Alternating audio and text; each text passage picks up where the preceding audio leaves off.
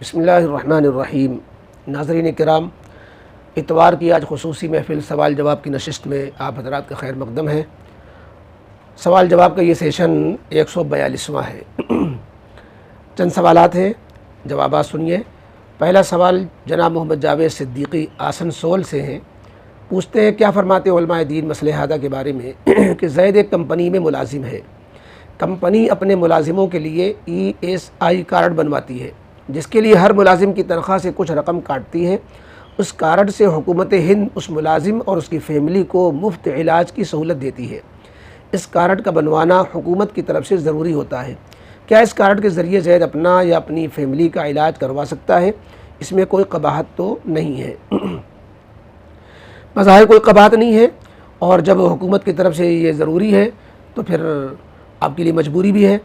और ये कोई स्कीम है अगर हुकूमत की तरफ से, तो स्कीम में तो रियायत होती है और इससे सबको फ़ायदा उठाना चाहिए। तो इसलिए आप अपना या अपनी फ़ैमिली का इलाज इस कार्ड के ज़रिए करवाएं तो इसमें कोई हरज की बात नहीं होगी।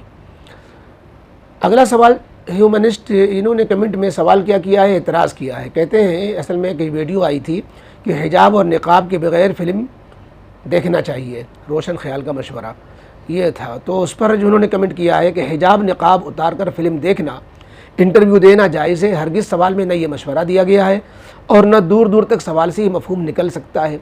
बात सिर्फ इतनी सी थी कि अगर किसी को गुनाह करना ही है तो कम अज़ कम ऐसे लिबास के साथ तो न करे जिससे दुश्मनों को इस्लाम पर हंसने का मौका मिले।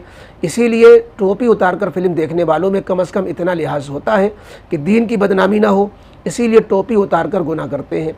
इसीलिए उनके इस लिहाज पर अल्हम्दुलिल्लाह कहा गया था, ना कि उनके अमल पर।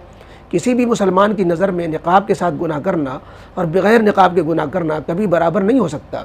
निकाब के साथ गुनाह करने में यकीनन तज़हीक़ दीन का पहलू मौजूद है, लेकिन आपने सवाल के ज़ाहिरी मफ़हूम को गटर के डब्बे में डालकर ख़ुद साख्ता मफ़हूम तय फरमा दिया, फिर आज़ाद ख़याल मशवरा देने का इल्ज़ाम इनायत फरमा दिया। ये आप हम पर इल्ज़ाम लगा रहे हैं। मैंने आपको आज़ाद ख़याल तो नहीं कहा था, रोशन ख़याल कहा था। अगर आपको लफ्ज़ रोशन बुरा लग रहा है, तारीख़ ख़याल कहा जाए तो आपकी मर्ज़ी। फिर हमने जो मफ़हूम समझा उसका जो जवाब दिया, आप कहते हैं कि हमने गटर के डब्बे में डालकर खुद साख्ता मफ़हूम तय फरमा दिया। तो आप पर भी यही इल्ज़ाम आता है, आपने हमारे जवाब को सही से सुना समझा नहीं, और आपने हमारे जो है मफ़हूम को जो जवाब का था गटर के डब्बे में नहीं, पूरा मेन हॉल में डाल दिया। बहरहाल बात हमारी सिर्फ इतनी थी, आप उसको सुन लीजिए दोबारा। हम ये कहना चाहते थे, आज दूसरे लफ्ज़ों में उसको समझ लीजिए कि निकाब है, हिजाब है, टोपी है, दाढ़ी है, शरई लिबास है, ये ब्रेक है, ब्रेक। इससे इंसान बचता है कि हम कम से कम ये गुनाह तो ना करें, ये गुनाह तो ना करें। और जब ये चीज़ें अपने यूपर से फेंक दी जाएंगी तो आदमी गुनाह करने में और आज़ाद हो जाएगा। तो ये कहा गया था कम से कम इसकी वजह से आदमी गुनाह से तो बचेगा, ये मकसद था। लिहाजा अगर यूँ कह दिया जाए कि ये तुम्हें फ़िल्म देखना हो तो ये लिबास कम से कम उतार दिया करो और ये टोपी उतार दिया करो, तो हम ये मशवरा नहीं देंगे। हम ये कहेंगे नहीं, टोपी लगाओ ताकि दूसरे लोग तुम्हें टोकें, ताकि तुम फिर ये गुनाह से बचो, ये हमारा मकसद है। वरना जो है ज़ाहिर है कि जो आदमी टोपी वगैरह छोड़ देगा तो आमतौर पर आप देखिए ये तो ठीक है, हाँ बाकी तज़हीक़ दीन लाजिम आ रही है, ये नीयत पर होता है। आदमी अगर जो है इस तरह मसनूई तौर पर टोपी लगाकर, बहुत से मामलात में कितने हिंदू पकड़े गए वो टोपी लगा करके मुसलमानों को बदनाम करने के लिए पहुँच जाते हैं, इसको आप कैसे रोक पाएंगे? तो ये तो नीयत के ऊपर है, किसी की नीयत ही अगर ऐसी होगी तो फिर अल्लाह रब्बुल इज़्ज़त उसको समझेगा। खैर, हमें बहस नहीं करनी है। आप अगर मुतमईन नहीं है तो जहाँ आपको इत्मीनान होता हो वहाँ आप सवाल जवाब कर लिया करें। अगला सवाल आसिफ खां कमेंट में पूछते हैं, हज़रत आपसे एक मसला पूछना है कि हमारे चचा का लड़का उम्रा करने गया, उसने बताया मैंने वहाँ नमाज जनाजा पढ़ी, इमाम साहब ने जनाजे में सिर्फ़ एक तरफ सलाम फेरा। हज़रत साहब हम लोग फ़िक़्ह हनफ़ी वाले दोनों तरफ सलाम फेरते हैं। हज़रत साहब क्या इस बारे में दोनों हदीस मौजूद हैं? नबी अकरम सल्लल्लाहु अलैहि वसल्लम ने दोनों पर अमल किया है। जी हाँ, नबी करीम अलैहिस्सलातु वस्सलाम से दोनों तरह के अमल मनक़ूल है। हज़रत अबू हुरैरा रज़ियल्लाहु तआला अन्हु की रिवायत से मालूम होता है कि आपने एक ही तरफ सलाम फेरा। हज़रत अब्दुल्लाह इब्न मसूद रज़ियल्लाहु अन्हु की रिवायत से मालूम होता है कि आपने आम नमाज़ों की तरह दोनों तरफ सलाम फेरा। इसलिए इसमें अइम्मा का भी इख्तिलाफ़ हो गया, अहादीस में इख्तिलाफ़ होता है तो उसके इख्तिलाफ़ नीचे तक आता है। इमाम मालिक और इमाम अहमद इब्न हम्बल रहमहुमुल्लाह ये एक ही तरफ सलाम फेरते हैं जनाजे की नमाज़ में, और इमाम शाफ़ी और इमाम हनीफा रहमतुल्लाह अलैह ये दोनों तरफ सलाम फेरते हैं। तो चूँकि हम लोग फ़िक़्ह हनफ़ी वाले हैं उस हदीस पर अमल करते हैं। तो नमाज तो उस तरह भी हो जाती है एक तरफ सलाम फेरने से, लेकिन हमारे यहाँ सुन्नत है कि दूसरी तरफ भी, बल्कि वाजिब है कि दूसरी तरफ भी सलाम फेरा जाए। लिहाजा सऊदीया में जो लोग नमाज जनाजा पढ़ रहे हैं, जब एक तरफ इमाम साहब सलाम फेर ले तो हम लोग एक तरफ सलाम फेरने के बाद इमाम के साथ दूसरी तरफ भी सलाम फेर ले। इसमें कोई टकराव भी नहीं है, हम अपने उस पर अमल करने वाले हो गए, उन्होंने अपने मसलक पे अमल कर लिया। अगला सवाल फैसल किंग सलाम के बाद कहते हैं मुफ्ती साहब कबीरा गुनाह तो समझ में आता है, लेकिन सगीरा गुनाह कौन कौन से, इसकी वजाहत फरमा दें, बड़ी मेहरबानी होगी। भाई बड़ा अंगारा, छोटी जो है चिंगारी, दोनों ही जो है इंसान की नेकी को खा जाने वाली चीज़ें हैं। लिहाजा जो है जिस तरह बड़े अंगारे से बचा जाता है, छोटी चिंगारी से बचा जाता है। बस ये इस मिसाल समझ लीजिए गुनाह कबीरा गुनाह सगीरा की। छोटी चिंगारी गुनाह सगीरा है, बड़ा अंगारा ये गुनाह कबीरा है। बाकी आप कहें कि ये समझ में आता है गुनाह कबीरा और सगीरा समझ में नहीं आता कौन कौन से है। भाई सगीरा भी बहुत से गुनाह है। अब मस्जिद में दाखिल होना चाहिए दाहिने पैर से, आप बाएं पैर से दाखिल हो रहे हैं। बैतुल खला में जाना चाहिए बाएं पैर से, आप दाएं पैर से जा रहे हैं। आपको जो है पानी पीना चाहिए मसलन बैठ कर बिस्मिल्लाह के साथ, बगैर बिस्मिल्लाह के पी गए आप।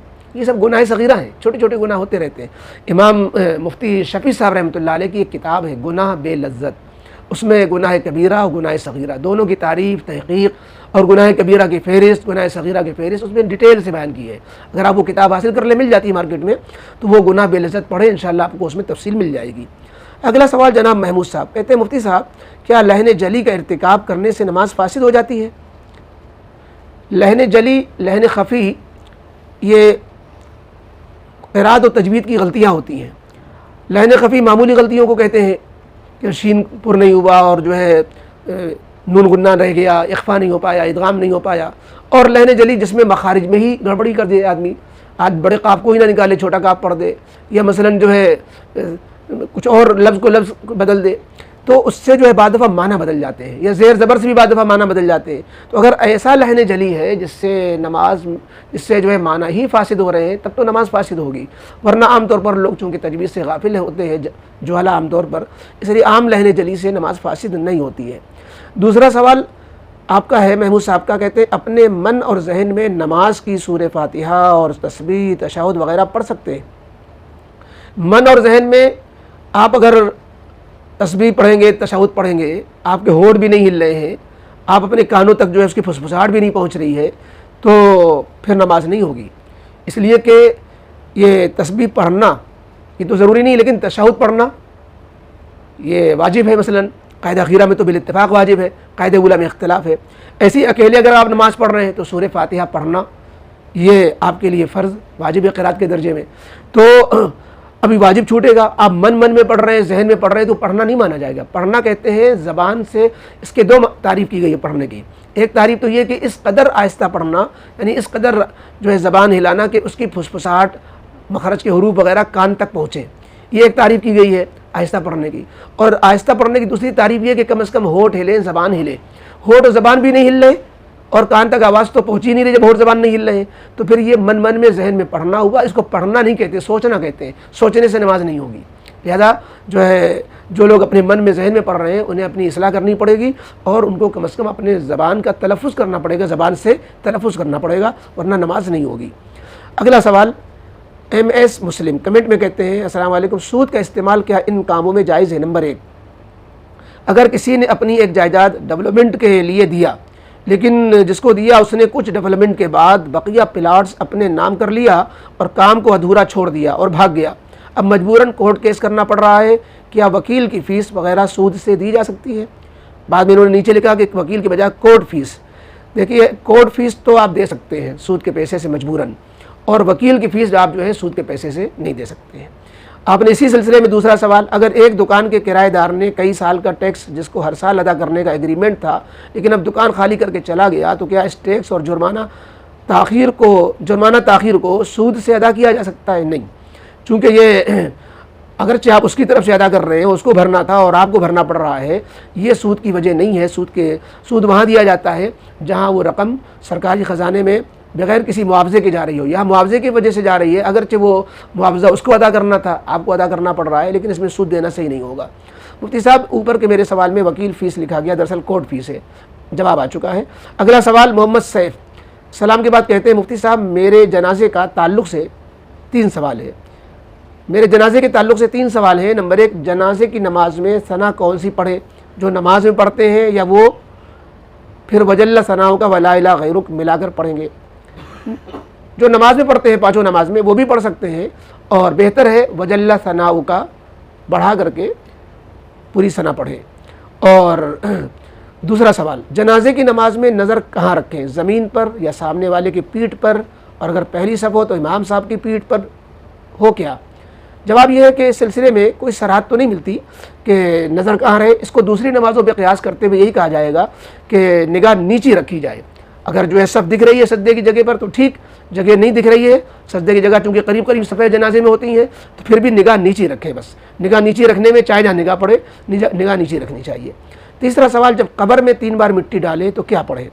पहले मरतबा में मिन्हा खलक़नाकुम, दूसरे में वफ़ीहा नुईदुकुम, तीसरी मुट्ठी में व मिन्हा नुखरिजुकुम तारतन उखरा पढ़ना चाहिए।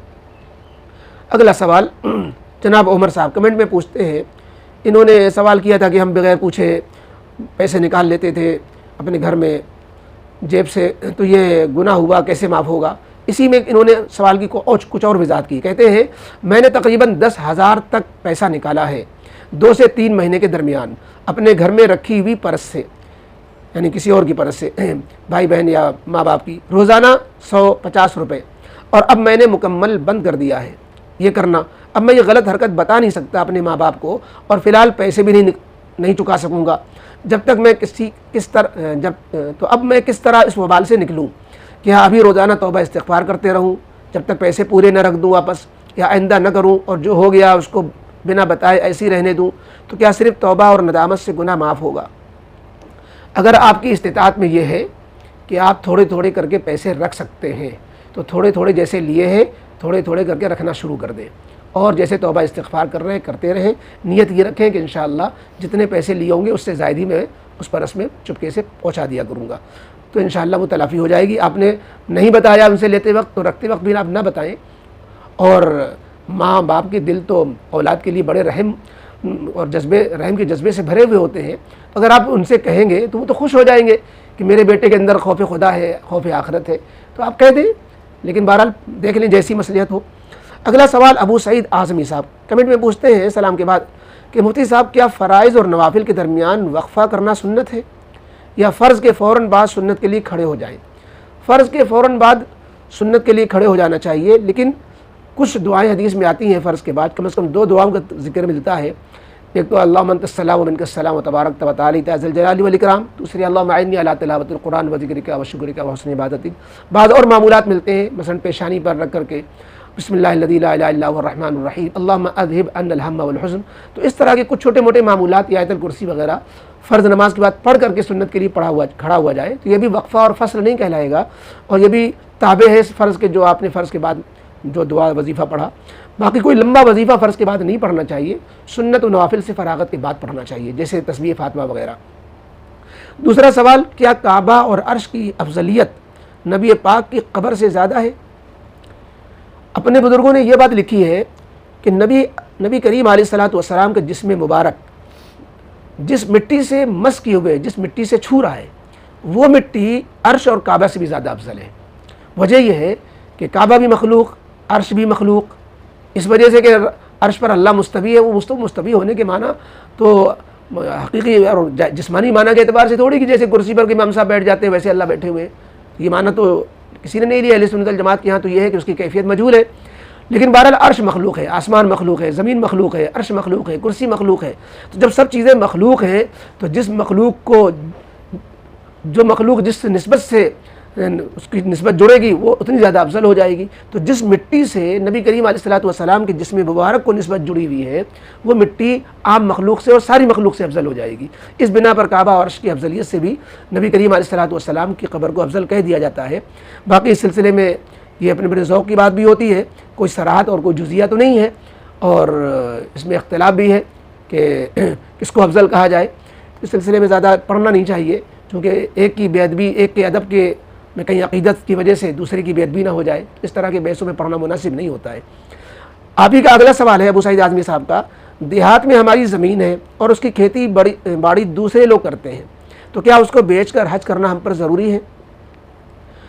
अगर आपकी खेती बाड़ी आपकी ज़रूरत से ज़ायद है और उसको बेचकर हज करने जाएँ आएँ और आपकी ज़रूरियात, घरेलू अखराजात और जो आपके पास ज़िम्मे है ख़र्चे हैं वो सब पूरे होते रहे, फिर तो आपके लिए हज पे जाना ज़रूरी है, क्योंकि दूसरे को जो आप खेती बाड़ी के लिए दिए हुए हैं ये नफिल है और हज आप पर फ़र्ज़ हो चुका है। फिर आप नियत भी रखें कि इनकी हम खिदमत आगे भी ऐसी करते रहेंगे, कुछ और तरीके से करेंगे, या कुछ बेच दें जितने से आपका हज हो जाए, बाकी जो है लोगों को खेती बाड़ी करने के लिए दिए रहें। ये जब है जब आपके पास खेती बेचे बगैर हज करना मुमकिन ना हो, वरना आप हज पे जाइए, खेती को बेचिए, खेती का वाला नेकी कमाते रहिए, खेती वाली भी, और हज वाला फ़र्ज़ भी अदा करिए दूसरे तरीके से। चौथा सवाल, हम जिस जगह रहते हैं वहाँ गोश्त की मार्केट टोटल गैर मुस्लिम की है, तो क्या हमारा उनके यहाँ से गोश्त ख़रीद कर खाना जायज़ है? जबकि वो कहते हैं कि मुस्लिम का ज़िबा किया हुआ है, तो क्या बिला तहक़ीक़ उनकी बात मान ली जाएगी? ये नाजुक मसला है। गैर मुस्लिम से गोश्त ख़रीदना, अगरचे वो ये कहता हो कि हमने मुसलमान से ज़िबा कराया है, चूँकि दियानात के मामले में, हलाल व हराम के मामले में गैर मुस्लिम का कौल काबिल कबूल नहीं होता। लिहाजा अगर वो कहता भी है कि हमने मुसलमान से ज़िबा कराया है, तो महज उसकी बात पर एतबार करके आप गैर मुस्लिम के यहाँ से गोश्त ख़रीदेंगे तो सही नहीं होगा। ख़रीद लिया आपने, मसला नहीं मालूम था या मालूम भी है, तो फिर कराहते तहरीमी के गुनाह के साथ ऐसा हुक्म यह है कि अगर आपने ख़रीदे वापस करें, वो वापस नहीं करता तो किसी गैर मुस्लिम ही को दे दें, और अगर आप गरीब है खा ही लिया तो कराहते तहरीमी के साथ वो हलाल हो जाएगा, क्योंकि उसकी बात का एतबार नहीं था। शुबे में पड़ गए आपने शुबे पे अमल किया और मकरूह तहरीमी पे अमल किया। और अगर ये शक्ल हो कि कोई मुसलमान आपसे कहता है या लोगों में मालूम है कि फ़लाना मुसलमान इसके बकरों को, मुर्गों को ज़िबा करता है और इसकी दुकान पे आके दे जाता है, फिर ये उसकी बोटी बकरे करके बेचता है, तो अगर आपकी अपनी मालूमात के एतबार से ये बात सही हो गई, सिर्फ गैर मुस्लिम के कहने से नहीं, मुसलमान ने बताया या लोगों ने बताया जो मुसलमान थे कि ये फ़लाने मुसलमान से ज़िबा करा के बेचता है, तब आपका गोश्त गैर मुस्लिम की दुकान से ख़रीदना दुरुस्त हो गया। इसी तरीके से गैर मुस्लिम के होटल में आप खाना खाते हैं गोश्त का, उसका भी यही मसला होगा कि अगर ये मालूम हो जाए कि ये गोश्त फ़लाने मुसलमान के यहाँ से आता है तो आपके लिए खाना जायज़ हो जाएगा। नहीं आपको मालूम है तो आपका कल्ब अगर मुतमईन नहीं हो रहा है तो सिर्फ गैर मुस्लिम के कौल पर बुनियाद रखकर उसको हलाल नहीं समझ सकते, उसकी बात का एतबार नहीं कर सकते। ये गैर मुस्लिम की गोश्त की दुकान से गोश्त ख़रीदने का मसला ये बहुत चल रहा है। बहुत से इलाकों में ऐसे ही होता है कि वहाँ कोई दुकान ही नहीं है मुसलमान की, जालोन वगैरह उरई वगैरह में इस तरह की ज़रूरियात जब पेश आई तो उससे ये हुआ कि भाई किसी मुसलमान से मालूम करो कि ये लोग ज़िबा करा के आप क्या से लाते हैं या नहीं। पता चला कि वो किसी मुसलमान से ज़िबा कराते हैं फिर बेचते हैं, तो फिर गुंजाइश होगी। अगला सवाल, मेरे यहाँ काकरोच बहुत है। अली हैं कमेंट में कहते हैं मेरे यहाँ काकरोच बहुत हैं और वो हमारी वॉशिंग मशीन में भी होते हैं, कपड़े धुलते वक्त वो कपड़े में फटकर उसी में मर जाते हैं, और क्या कपड़े पर उसका निशान भी कपड़े पर उसका निशान भी होता है ब्राउन कलर का, क्या उससे कपड़ा नापाक हो जाता है? अगर हाँ तो सब कपड़ों को दोबारा धोना होगा या सिर्फ जिस कपड़े पे निशान आया है वो नापाक होगा, और उसको पाक करने का तरीका क्या है वो भी बता दीजिए। काकरोच छोटे हो या बड़े हो उनमें बहने वाला खून नहीं होता जिसकी वजह से जो है वो नापाक कहलाए। लिहाजा ये कीड़े मकोड़े जो हशरातुल अर्द होते हैं, छोटे मोटे या बरसाती कीड़े होते हैं, वो इस दर्जे के नापाक नहीं है कि उसकी वजह से पानी नापाक हो जाए, सारे कपड़े नापाक हो जाएं, या कपड़ा जहाँ मर गया वो नापाक हो जाए। हाँ ये कि सफाई के तकाजे के ख़िलाफ़ है, तो जहाँ वो धब्बा दिख रहा है उतना अकेले धो लें, बाकी कपड़ों को धोने की ज़रूरत नहीं है, या पूरा कपड़ा भी धोने की ज़रूरत नहीं है, जहाँ निशान है उसको साफ़ कर सकते हैं। यानी बहरहाल खुलासा ये निकला कि वो कीड़ा मकोड़ा वो नापाक नहीं होता है, उसके मरने से कपड़ा नापाक नहीं होगा, उसके चिपक जाने से नापाक नहीं होगा। अगला सवाल जनाब महमूद साहब पूछते हैं, सलाम के बाद इंडियन प्रोडक्ट में MRP कम और नेपाली प्रोडक्ट में ज़्यादा आती है, प्रोडक्ट होलसेल में करीब एक ही रेट आता है, क्या हम मीडियम नेपाली प्रोडक्ट बेच सकते हैं इंडिया में शरीयत की नज़र में? शरीयत की नज़र में आप जिस चीज़ के मालिक हैं आप उसको बेच सकते हैं, नेपाली सामान हो इंडियन सामान हो, लेकिन आप ये देख लीजिए कि कानून में की ज़द में तो आप नहीं आ रहे हैं, इसलिए कि कानून के तकाज़ों को भी तो पूरा करना ज़रूरी होता है। बहरहाल शरीयत के एतबार से कोई हर्ज नहीं है। अगला सवाल, उख्त सुफियान, एक अपार्टमेंट की बहुत बड़ी ज़मीन थी जहाँ फ्लैट बन रहे थे, वहाँ से किसी शख्स ने मिट्टी ले ली अपने गमलों में लगाने के लिए, बाद में उसे एहसास हुआ कि उसने गलत किया, तो अब वो क्या करे? लेकिन उसने जहाँ से मिट्टी उठाई वहाँ मिट्टी का एक ढेर बना हुआ था, जिसे देख के यही मालूम हुआ कि ये इस्तेमाल की नहीं है, और जहाँ से मिट्टी उठाई वहाँ किसी पर किसी का नाम भी नहीं लिखा हुआ था, ना मालूम किसके घर की मिट्टी थी। तो अब ऐसी सूरत में क्या वो शख्स वो मिट्टी इस्तेमाल कर सकता है या नहीं? या इस्तेमाल करने के बाद कुछ पैसा सदका भी करना पड़ेगा। देखिए, मिट्टी कोई ऐसी कीमती चीज़ नहीं होती है कि उसके बारे में इतनी फ़िक्र की जाए। ये मिट्टी जहाँ से उठाई है वहाँ से अगर मिट्टी का ढेर बाकी है तो वहाँ रखाइए, आसान सी शक्ल ये है। और वो मिट्टी का ढेर ख़त्म हो चुका है तो आप इस बहस को ख़त्म कर दीजिए। अपनी तसल्ली के लिए चाहे तो सदका भी कर दीजिए, कुछ कोई हर्ज नहीं है। वरना इतनी छोटी मोटी चीज़ों में जिसकी कीमत कुछ नहीं होती है और रोज़ आप पूछे तो आम इजाज़त से लोग दे भी दिया करते हैं, तो पूछ लेना चाहिए एहतियातन। लेकिन बगैर पूछे भी आपने मिट्टी उठा ली तो मिट्टी ही तो है, तो मिट्टी कोई ऐसी कीमती चीज़ नहीं है कि उसके लिए आप परेशान हो। अगला सवाल जनाब बिनते मोहम्मद तारिक, इन्होंने एक फ़ोटो भेजा है, किताब की एक इबारत भेजी है, उसमें यह मसला लिखा हुआ है कि हैज़ व निफास वाली औरतें ये मुर्दे के पास न जाएं। तो उस पर उसकी रोशनी में इन्होंने चंद सवाल किए हैं कि नापाक औरत मुर्दे के पास नहीं जा सकती, ऐसा क्यों है? जब भी आपने अपनी एक वीडियो में जो आपके चैनल पर है उसमें बताया है कि नापाकी की हालत में औरत का पसीना तक पाक होता है, वो जो आटा गूंथती है वो भी पाक होता है, तो फिर यहाँ सिर्फ औरत की मौजूदगी से इतना परहेज़ क्यों? और वो भी तब जबकि ये पाकी नापाकी उसके अपने हाथ में ना हो। हमें तो यहाँ तक कहा गया है कि अगर कमरा छोटा हो तो औरत उस कमरे ही में ना जाए जहाँ मिट्टी रखी हो, और अगर बड़ा कमरा हो तो कमरे के कोने में रहे। अब अगर किसी औरत के बाप, भाई या शौहर हो तो ऐसी हालत में तो उसके लिए तो मसला हो जाएगा, वो कैसे दूर रहेगी? अगर उसकी माँ, बहन या बेटी हो तो वो गुस्ल भी नहीं दे सकती, ये एक आखिरी नेकी होती है, वो भी नहीं कर सकती, उसे हमेशा अफसोस रहेगा। इस बात पर प्लीज़ उसकी वजाहत फरमा दें। जवाब ये है कि जो हैज़ निफास वाली हालत होती है औरत की नापाकी की, या मर्द को मसलन नापाकी की हालत है, नाना वाजिब हो गया है, जुनबी है वो, तो मैयत के पास उसको इसलिए जाने से मना किया जाता है कि जहाँ कोई जुनबी होता है, और जुनबी के हुक्म में हैज़ निफास वाली औरत की, वहाँ रहमत के फ़रिश्ते नहीं आते। जैसे जहाँ कुत्ता होता है, तस्वीर होती है, तो वो रहमत के फ़रिश्ते उसके पास ना नहीं आएंगे इसके रहने की वजह से। तो मैयत पर रहम का तकाजा ये है कि वहाँ ना जाए। और रह गई ये बात कि हमने वीडियो में कहा उसका पसीना भी पाक होता है, और जो है उसका झूठा भी पाक होता है, और जो आटा गूंथती वो भी पाक होता है। तो यहाँ औरत की मौजूदगी से फिर भाई नापाकी दो किस्म की है, एक नापाकी मानवी जिसको हुक्मी नापाकी कहते हैं, और एक है नापाकी ज़ाहिरी। हमने जो कहा है कि वो पाक है, यानी ज़ाहिरन नापाक नहीं है, उसका मुंह भी पाक है, उसका हाथ भी पाक है, उसका पसीना भी पाक है, तो इसको हमने कहा कि ज़ाहिरन नापाक नहीं है। लेकिन ये क्या उस पर नहाना वाजिब नहीं है? इसको तो आप भी कह रही हैं जब हैज़ वाली है उसका खून बंद होगा तो उसको नहाना वाजिब है। तो जब नहाना वाजिब है तो वो हुक्मन तो नापाकी है ना, तो जब तो हुक्मन नापाक होने की वजह से मिट्टी के पास जाने से रोका जाता है। बाकी ये बात कि वो आखिरी खिदमत कैसे कर पाएगी, खिदमत के एक ही तरीके थोड़ी ना है, 10 तरीके हैं। तो आप दूसरे तरीके से पानी गर्म करके पहुँचाना होता है, उसके कफन सीना होता है, लोगों की ताज़ियत करना होती है, जो लोग गम में डूबे हुए हैं उनके लिए कुछ खिदमत करना होती है, जो मेहमान आ रहे हैं उनको देखना होता है, तो और चीज़ों में लगे। और ये जाए और 1-2 मिनट के बाद आ जाए, बिल्कुल बैठने को मना किया गया कि वहाँ बैठे नहीं, रहे नहीं मुस्तकिल वहाँ पर। तो बहरहाल ये थे आपके सवालात जवाबात मुकम्मल हुए, और अब हम आपसे इजाज़त चाहते हैं। अल्लाह करे हमें इसी तरह आप हमसे जो है दीन के सवालात से रुजू होते रहे और हम आपकी खिदमत करते रहे। अल्लाह हम सब की कोशिशों को सवाल जवाब सुनने, पढ़ने, उस पर अमल करने को कबूल फरमाए। अस्सलामु अलैकुम व रहमतुल्लाहि व बरकातहू।